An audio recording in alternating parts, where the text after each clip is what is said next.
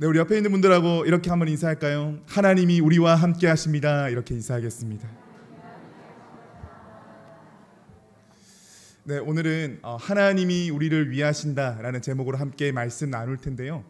저희가 오늘 로마서를 함께 읽었지요. 이 로마서는 여러분 또 잘 아시다시피 이 기독교 교리의 핵심에 해당되는 부분이 이 로마서에 등장합니다. 그래서 기독교의 대표적 교리를 잘 설명해주고 있는 말씀책 하나를 뽑으라 그러면 로마서를 꼽을 수 있지요. 그렇다 보니까 교리라고 하는 게 우리한테 좀 어떻게 느껴집니까? 필요하지만 딱딱하게 느껴지지요. 그런데요, 사실 이 로마서는요, 그 쓴 배경과 심정을 알면 전혀 딱딱한 글이 아니라는 걸 알 수 있습니다. 당시 바울은요, 이 그리스의 고린도라는 지역에서 이 로마서라는 서신을 썼는데요. 당시에 이런 상황이 있었습니다. 흉년으로 어려움을 당하고 있는 예루살렘 성도들을 돕기 위해서 바울이 이곳저곳 다니며 헌금을 모았었지요. 그래서 모은 헌금을 가지고 이제 고린도에 3개월째 머물면서 예루살렘에 갈 타이밍을 잡고 있었던 때입니다. 원래 바울의 계획은 이 서바나, 오늘날로 말하면 스페인에 가서 복음을 전할 때 그것을 계획하면서 그래 이제 스페인 갈 거니까 가는 길 속에 로마도 살짝 들려서 거기에도 복음을 전해야겠다, 이런 계획을 갖고 있었는데요. 근데 지금 굶주려 있는 이 예루살렘 성도들을 살려야 된다라고 하는 마음으로 예루살렘에 가겠다라고 하는 마음을 가지고 있습니다. 예루살렘에 헌금을 드리러 간다. 우리가 봤을 때는 별거 아닌 것 같아 보이는데 이 사역에 임하는 바울의 심정이 나와 있는 대목이 있습니다. 우리 사도행전 20장 24절 말씀 한 목소리로 함께 읽어보겠습니다. 내가 달려갈 길과 주 예수께 받은 사명, 은혜의 복음을 증언하는 일을 마치려 하면은 나의 생명조차 조금도 귀한 것으로 여기지 아니하노라. 아멘.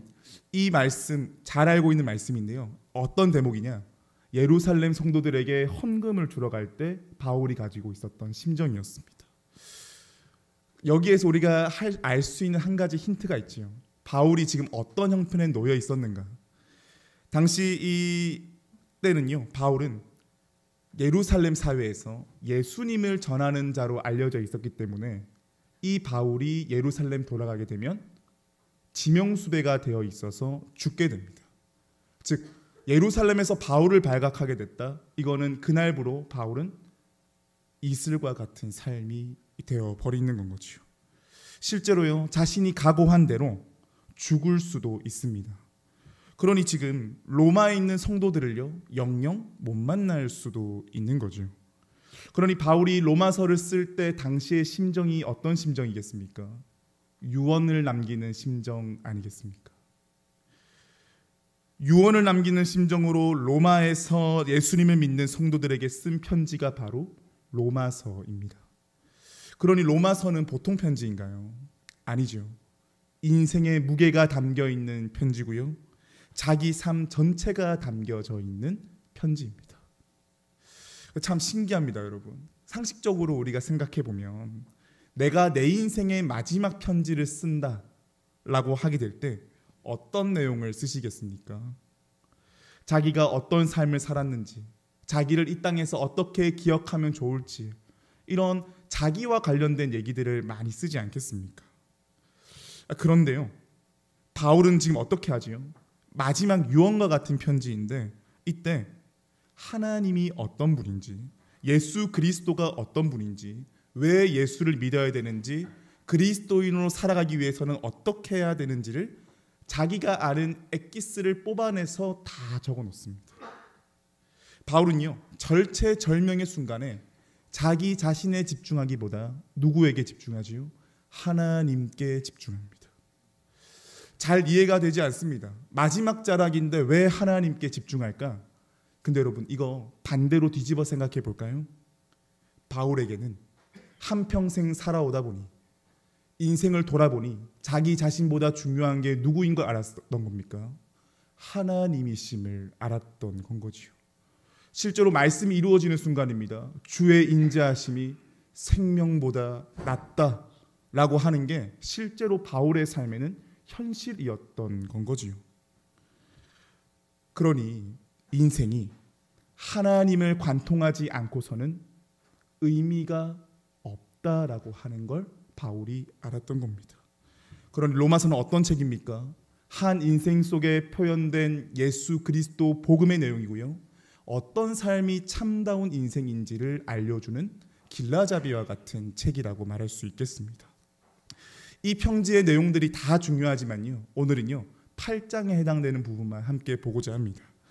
그 중에 8장의 마지막 부분을 보고자 하는데요. 오늘 본문이 31절 말씀 저희 한 번 더 읽어보겠습니다. 그런즉 이 일에 대하여 우리가 무슨 말 하리요? 만일 하나님이 우리를 위하시면 누가 우리를 대적하리요? 아멘. 오늘 말씀의 결론부터 한번 보겠습니다. 하나님이 어떤 분이라는 거죠? 우리를 위하시는 분이라는 겁니다. 이 사실은 방금 읽은 31절과요 32절 말씀에도 보면 이런 대목이 있죠. 우리 모든 사람을 위하여 내주신 이 34절 말씀 또 보니까 우리를 위하여 간구하시는 자, 여러 번에 걸쳐서 하나님이 우리를 위하신다라는 것을 바울이 말해주고 있습니다. 그런데 하나님은 어떤 분이라는 거죠? 인생의 모든 순간마다 당신의 백성을 위하시는 하나님이라고 소개하고 있습니다. 이렇게 우리를 위하는 하나님만 있으면 참 좋겠는데 우리가 살아가고 있는 이 세상은 어떤 세상이라고 바울이 말합니까? 31절 말씀 보시니 이 세상은 우리를 대적한다 그러고요. 33절 말씀 보시니까 고발한다 그러고요. 34절 말씀 보니까 정죄한다고 말합니다.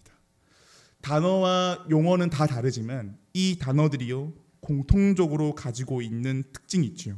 바로 우리의 인생을 무너뜨리려고 하는 세력들이라는 겁니다. 즉 우리의 약함을 파고드는 것이 이 세상의 죄악된 현실이 가지고 있는 현재 주소라는 건 거죠. 그런데 이것들은요 공통적인 목적이 있습니다. 어떤 목적인 거 보니 바로 우리를 위하시는 하나님을 망각하게 만들어 버립니다. 모든 악한 세력들은요 하나하나 현상으로 보면 달라 보이지만 중점은 똑같습니다. 우리로 하여금 하나님을 망각하게 만들어 버린다는 거죠. 온갖 불안과 염려와 걱정과 도전 앞에서 인생을 소진하게 만들어서 야 하나님 너를 위하지 않는다 라며 우리를 왜곡되게 만드는 게 이 세력들의 목적이라는 거지요. 이것들은요 정말 여러 가지 다양한 모습으로 우리의 삶에 달려듭니다. 성경에서는요 이걸 어떻게 표현하는 거 보니 우는 사자가 두루 다니며 삼킬자를 찾는 것과 같다면서 베드로전서 5장 8절의 말씀을 우리한테 말해주지 않습니까? 정말 맞는 말입니다. 여러분 우는 사자가 젠틀하게 내가 너를 좀 잡아먹어도 괜찮겠니? 물어보지 않습니다. 그냥 틈 보이면 바로 들어가서 대상을 물어버리고 그 삶의 존재를 꺾어버리죠. 즉 세상은요 여러분들 너무나 잘 아시지만 내 삶을 호시탐탐 노리며 어떻게 하면 이 자를 하나님을 망각하게 만들어버릴까 여기에 포커스를 맞춥니다. 참 맞는 말이죠. 우리도 하루하루 살아가다 보면 어떻습니까? 굉장히 꽤 많은 시간 동안 낙심할 때가 많고요. 의기소침해 있는 우리의 모습을 보기도 합니다. 또 나쁜 상황을 마주하게 되면요. 혼자만의 상상의 나래를 펼쳐가면서 밑도 끝도 없이 내 마음을 롤러코스터 타듯이 나를 어지럽게 만들어 버립니다. 마음이 좀 괜찮아졌다 싶으면 어떻지요? 이상한 상황이 꼬여 들어와서 인간관계나 주어진 업무나 막막한 미래나 여러 가지 것들이 내 마음을 요동치게 만듭니다. 이 세상은요 정말 내적으로든 외적으로든 정말 다양하게 나에게 대적으로 다가와서 내 영혼과 내 삶을 괴롭힙니다. 근데 오늘 말씀을 보니까요 이런 대적들로부터 이길 수 있는 힘이 있다 그럽니다. 어떨 때 이 대적을 이겨낸다 그러지요? 바로 나를 위하시는 분이 누구인지를 알 때, 나를 위하시는 분이 누구인지를 알 때 그때 사람은 내 대적을 이길 수 있는 힘을 갖게 된다는 겁니다. 바로 하나님께서 나를 위하신다라는 것을 알 때 그때 그 자리는 승리의 자리로 바뀌어 버린다는 거죠. 그러면 이런 생각 들지 않습니까? 보이지 않는 하나님인데 이 하나님이 어떻게 나를 위한다라는 것을 우리는 알 수 있을까? 즉 언제나 돌아봐도 하나님 나를 위하고 있구나, 이것을 확인할 수 있는 포인트가 어딘가? 여러분 31절 말씀 앞부분 보시면 이렇게 시작하죠. 그런즉 이 일에 대하여. 자, 그러면 이 일은 무슨 일을 말하는 걸까요? 앞에 말씀인 30절 말씀을 보면 그 일을 알 수 있을 것 같습니다. 우리 직접 말씀인 8장 30절 말씀 함께 읽어보겠습니다. 또 미리 정하신 그들을 또한 부르시고 부르신 그들을 또한 의롭다 하시고 의롭다 하신 그들을 또한 영화롭게 하셨느니라. 아멘. 하나님이 우리를 위하신다는 것을 어떻게 알 수 있다 그러죠? 부르셨고요. 그러고 나서 의롭다 하시고 영화롭게 하셨다고 말을 합니다. 의롭게 한다, 영화롭게 한다. 우리 참 교인들에게 너무나 중요한 메시지지요. 근데 이 의롭게 한다, 영화롭게 한다, 이걸 한마디로 줄이면 뭘로 표현할 수 있을까? 하나님이 당신의 완전한 구원의 품에서 절대 놓지 않는다. 다시요. 하나님의 완전한 구원의 품에서 절대 놓지 않는다. 이게 바로 의롭게 하고 영화롭게 한다는 뜻이지요.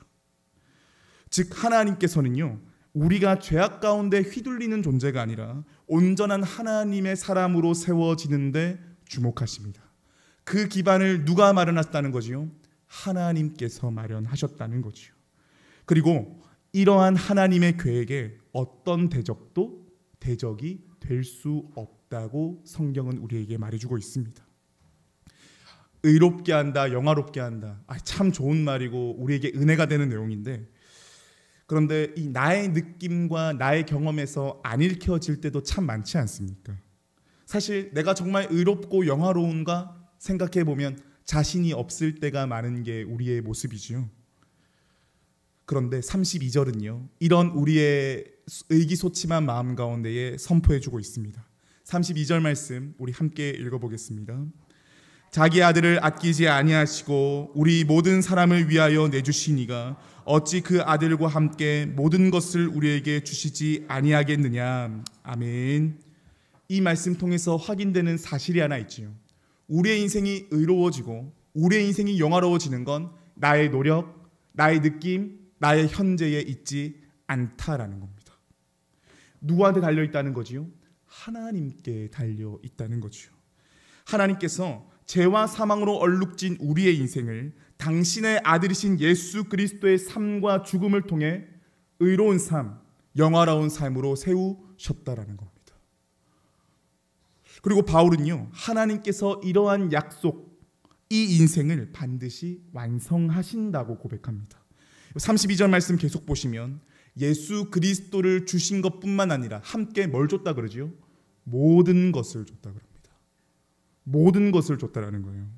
이 헬라어로 이 뜻을 살펴보니까요, 어떤 말인 거 보니 하나님이 우리를 위하신다는 것을 느끼게 만드는 유형과 무형의 모든 것을 말합니다. 오늘 말로 좀 쉽게 풀어볼까요? 모든 것으로 나를 위하신다.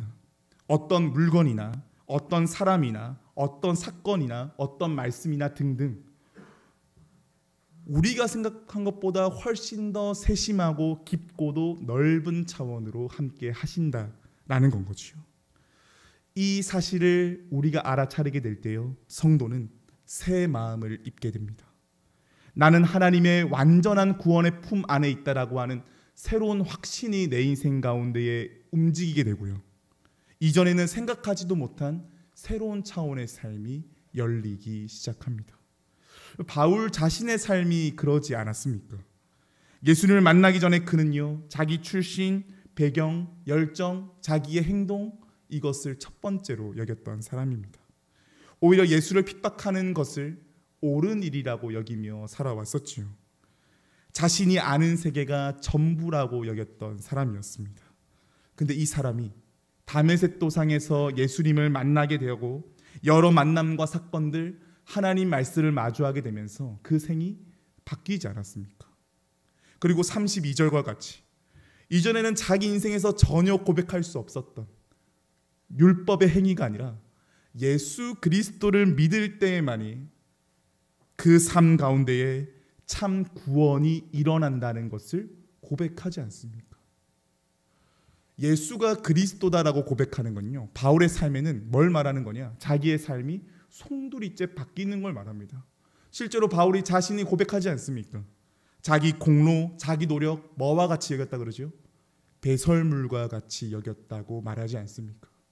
이전에 자기의 삶을 부정하고 앞으로의 내 삶을 잘 이끌어갈 것에 대한 확신으로 새로워지는 것, 어떨 때에만 가능할까요? 하나님이 진정 나를 위하신다라고 할 때, 나의 지나간 것은 지나갈 것으로 볼 수 있고 이전 것은 지나갔으니 보라 새 것이 되었다고 말할 수 있는 용기가 하나님으로 말미암는 의로움과 영화로움을 입게 되었을 때만 할 수 있는 고백입니다. 세상적인 눈으로 볼 때는요, 바울은 실패한 인생으로 보일지 모르겠습니다. 세상의 눈으로 봤을 때 그 인생은 깨져버린 인생이지요. 하지만 바울은요, 이제서야 내가 대적과 정죄로부터 승리하게 되었다고 고백합니다. 이제서야 비로소 내가 산자가 되었다고 고백합니다. 그리고 그 고백 끝에는 뭐라 고백합니까? 하나님이 나를 위하신다라고 고백합니다. 1517년 10월 31일에요. 마르틴 루터가 비텐베르크 성당에서 당시 로마 교황청과 면벌부를 파는 행세에 반대하면서 95개조 반박문을 붙이지요. 이것이 종교개혁의 불씨가 되어서 하나님에 대한 새로운 개혁들이 일어나게 되면서요, 새로운 일이 펼쳐지게 됩니다. 사실 여러분들 아시다시피 루터는요, 개혁을 일으키고자 95개조 반박문을 붙인 게 아니었습니다. 마르틴 루터, 이 사람 수도사였지요. 이 사람은요, 내가 수도사로 있지만 늘 구원에 대한 고민과 걱정을 가지고 있었습니다.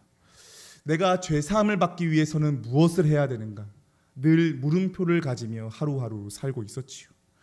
루터는요, 당시 중세교회가 제시한 것처럼 고해성사도 열심히 하고요, 공로도 열심히 쌓았습니다. 하지만 늘 불안한 겁니다. 공로를 많이 쌓는데 실제로 그것이 내게 구원을 주는 게 맞는가 하면서 말이죠. 그러던 중에요, 기회가 생겨서 자기가 섬기고 있던 어거스틴 수도원을 대표로 해서 로마에 갈 수 있는 기회가 있었습니다. 당시 로마는요, 성지와 같은 곳이어서 그곳에 다녀오면 자신이 구원에 가지고 있는 문제도 해소될 수 있지 않을까라는 기대하는 마음으로 로마에 루터가 갔지요. 로마에 도착해서요, 이 라테란 성당이라는 곳에 이르게 됩니다.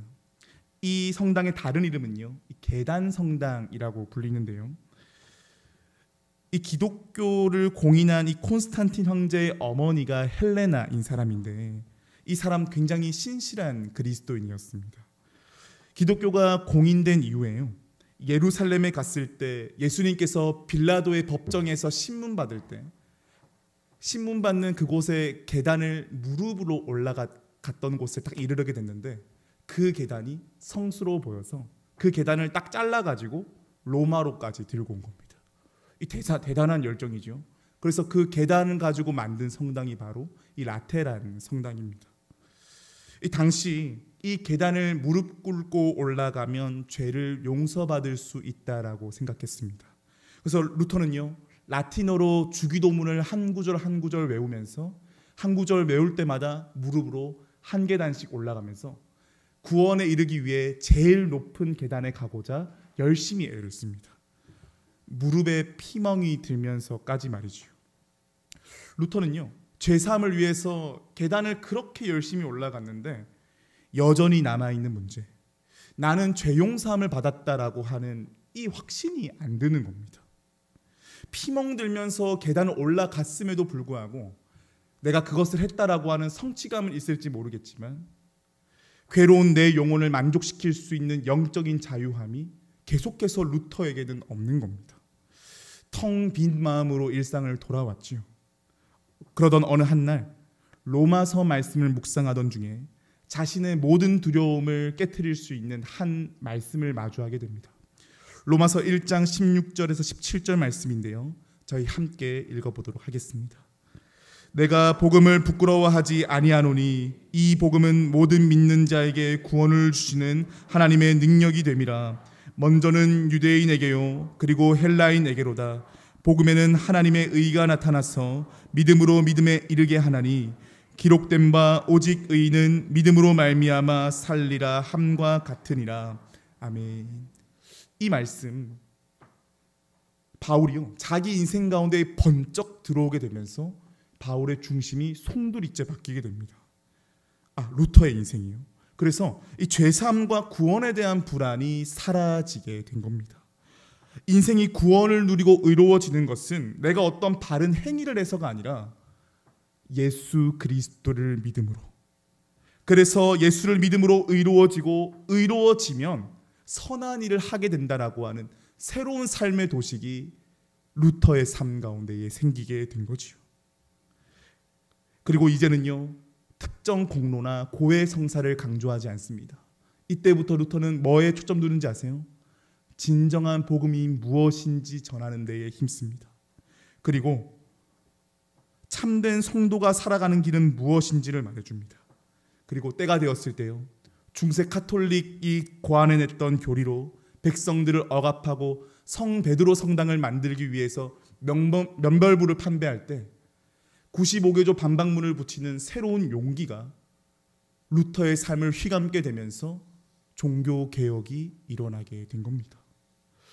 하나님께서는요 루터를 당시 로마 가톨릭의 신비사상과 공로사상이 주는 정죄와 대적으로부터 가만히 두지 않으셨습니다. 하나님께서는요 루터의 중심과 삶에 깊이 파고드셔서 때가 되었을 때에 로마서 1장 말씀을 번쩍 보여주십니다. 진정 믿고 의지해야 될 것이 무엇인지를 알려주는 건 거지요. 루터를 위하신 하나님이 이 과정 속에 역사하신 거지요.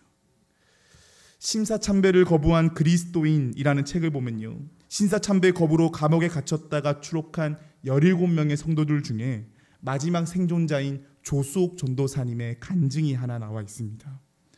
1938년 10월에요 일본 경찰이 각 지역으로부터 그 기독교인들을 경찰서 운동장으로 모아서요 신사참배를 강요합니다. 조수옥이 살던 지역도 별반 다를 바 없었지요. 그때 이 목사님들과 장로님들은 비롯한 모든 교인들이 이 묵묵히 신사가 있는 곳을 지나가게 될 때요 조수옥 전도사님 혼자 뒷걸음질하면서 집으로 돌아와 버립니다. 그리고 앞으로 다가올 이 고난에 염려하게 되죠. 이제 내가 정말 죽지 않을까라는 생각 말이죠. 그리고 그녀는요 이러면 안 되겠다, 내가 기도로 무장되어야 되겠다라는 생각에 여 집사님과 함께 이 와룡산에 들어가서 목청껏 높이 철야 기도를 들어가기 시작합니다. 근데요 목청껏 높이 기도를 드렸는데도 이 불안과 염려가 가시지가 않는 겁니다. 근데요 그러다가 이전에 알고 있던 이사야 43장 1절 말씀을 마주하게 됩니다. 말씀이 이렇지요. 같이 한번 읽어보겠습니다. 야곱아 너를 창조하신 여호와께서 지금 말씀하시느니라. 이스라엘아 너를 지으신 이가 말씀하시느니라. 너는 두려워하지 말라. 내가 너를 구속하였고 내가 너를 지명하여 불렀나니 너는 내 것이라. 아멘. 하나님은요 조수옥 전도사님이 가지고 있는 불안과 염려를 그대로 내버려 두지 않으셨습니다. 그녀의 마음 한복판에 하나님의 말씀으로 그녀의 삶을 위하셨지요. 이것을 그녀가 알아차리게 된 순간 그가 가지고 있는 모든 고난을 이겨낼 수 있는 힘이 생기게 됩니다. 믿음으로 자신의 내적과 외적의 대적을 이겨낸 것으로 끝난 것이 아니라요 감옥에 나와서 90세가 될 때까지 죽음에 이르기까지요 마산 인해원의 고아들을 60년 동안 섬기게 됩니다. 그녀의 믿음은요 자신을 구원하는 것으로 끝나는 것이 아니라 이웃을 살릴 수 있는 다른 이들을 보살피는 영화로운 삶으로 이어지게 된 거지요. 말씀을 마무리하겠습니다. 로마서는요 앞서 말씀드린 것처럼 바울이 자기 인생을 한 치 앞도 내다보지 못할 때 유언과 같이 쓴 글이 바로 로마서입니다. 자기 인생이 마지막이 될 수 있는 그 글에 온통 하나님에 대한 글을 쓸 수 있었던 근원적인 이유가 무엇이었을까요? 삶의 인생 전체를 돌아보니 하나님이 내 인생을 위해서 않고서는 한순간도 살아갈 수 없구나. 하나님이 내 인생을 위하시니 죽음도 두렵지 않다라고 하는 새로운 용기가 바울의 삶에 가득 찼기에 마지막을 앞두고도 할 수 있는 말은 무슨 말밖에 없었던 겁니까? 하나님이 당신들을 위하시니 걱정하지 마십시오. 이 말을 줄기차게 썼던 것 아니겠습니까? 그리고 이 진리는요, 너무나 감사하게도 이례적이지 않습니다. 바울로 끝나지 않았고요. 로마 가톨릭 교리로 온갖 정죄를 받았던 그 교인들에게 건지셨던 종교개혁 시대 때 사람들에게도 대륙과 인종과 시간을 넘어서서 조속 전도사님에게도 동일하게 역사했습니다. 그럼 현재 이곳에 예배를 드리는 우리에게도 하나님이 우리를 위하신다는 진리가 여전히 시퍼렇게 살아 역사하시는 줄 믿습니다. 그리고 죽음의 위험 속에 있던 바울, 구원의 문제로 존재에 대한 깊은 고민에 허우적거리던 루터, 닥쳐올 고난에 대한 염려와 두려움에 떨고 있던 조속 전도사님, 여러분, 이 세 사람의 공통점이 뭡니까? 하나님을 언제 만났습니까? 가장 어두운 때에 만났습니다. 세상의 관점으로 보면요, 하나같이 칠흑같이 어두울 때에 만났습니다. 이때 하나님은요, 이들을 내버려 두지 않으셨습니다. 이들에게 말씀하시고요, 예수 그리스도를 알게 하시고요, 이전에 몰랐던 예수 그리스도를 믿을 때에만 얻을 수 있는 기쁨과 자유를 그 인생 가운데에 싹트게 만드십니다. 인간의 생각으로는 내 생각이 깨지고 온갖 두려움에 삼켜지는 어둠의 시기를, 그 시기는 내 인생의 흑역사라고, 나는 다시는 그 시간을 가고 싶지 않다고 라고 말할 수밖에 없지만, 하나님은요, 그 시간도 놓지 않으십니다. 하나님은 그 시간도 우리를 위하시는 신실하심을 놓지 않으신다는 거죠. 왜입니까? 우리 하나님은 당신의 완전한 품 안에서 우리를 끌어안으시는 아버지 되시기 때문입니다. 하나님께서는요, 어둠의 시간을 쓰시며 우리가 바라봐야 할 영적인 북두칠성을 말씀해 주십니다. 지금 우리의 삶이 어둠의 시간을 지나가고 있는 것 같나요? 그때 오늘 로마서 말씀은 우리에게 말해줍니다. 우리의 영적 북두칠성인 예수를 바라보라고 말이지요. 사랑하는 여러분, 하나님이 우리를 위하신다는 것을 꼭 기억합시다. 우리도 바울과 믿음의 선조들과 같이 삶의 여러 정황 속에서 모든 것으로 우리를 위하시는 하나님을 발견할 수 있기를 축복합니다. 특별히 오늘 헌신 예배를 주관하는 바나바 남송교회 회원분들, 가정을 지키고 교회를 세우시는 그 걸음들 속에 나를 위하시는 하나님을 바라볼 수 있기를 축복합니다. 그리고 우리 사랑하는 모든 성도님들, 꼭 기억합시다. 하나님이 우리를 위하시기에 어떤 대적도 우리를 삼키지 못합니다. 하나님이 우리를 위하시면 어떤 것도 우리를 무너뜨릴 수가 없습니다. 그러니 이제 내 인생 내가 위해야지, 조건이 위해야지, 상황이 위해야지가 아니라 하나님이 위하시지, 이 진리 위에 우리를 세울 수 있기를 축복합니다. 그래서 이 사순절 기간 영적인 북두칠성인 예수 그리스도를 바라보며 새 소망으로 넘쳐나는 우리가 될 수 있기를 축복합니다. 함께 기도하겠습니다. 사랑의 하나님, 하루하루 살아가는 우리의 삶 가운데에 하나님이 너무나 필요합니다.